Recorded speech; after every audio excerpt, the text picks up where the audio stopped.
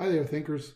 What we're going to talk about is Fukuyama's book on political order and political decay. And first, we're going to talk about his model for political order, and we're going to use this framework to structure and enhance our discussion. All right? If we look at Fukuyama's framework, it contains 6 dimensions, and we will discuss his position on these 6 dimensions in the first 3 videos. In video 4, we will address Fukuyama's position specifically on political decay. Now, why did he write the book? He wrote the book because his mentor, Huntington, proposed that the challenges we face today are representative of a clash of civilizations. He felt that we have an ideological divide between cultures. Fukuyama, on the other hand, his analysis led him to believe that the challenges we face today are a result of our failed state institutions.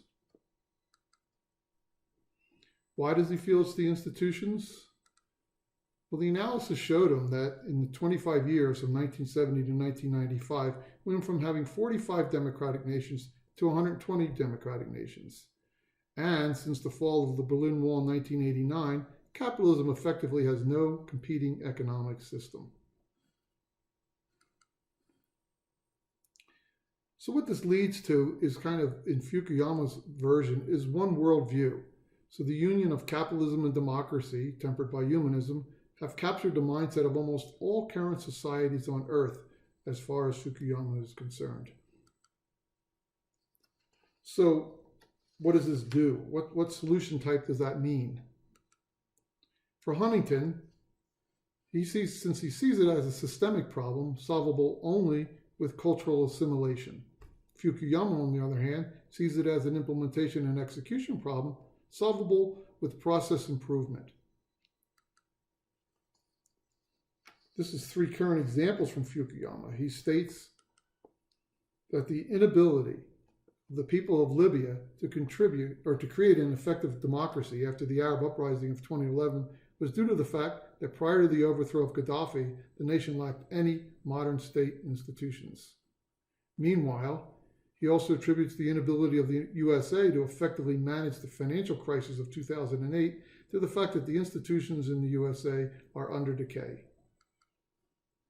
His final example, he proposes that the current unrest in Turkey and Brazil can be attributed to the inability of those institutions in those nations to accommodate the complex needs of the growing middle class. In every single instance, it was the institutions in Fukuyama's analysis.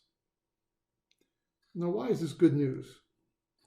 It's good news because a cultural divide requires assimilation historically has led to extreme violence, while process improvement can be complex and disruptive, but doesn't need to be violent and bloody.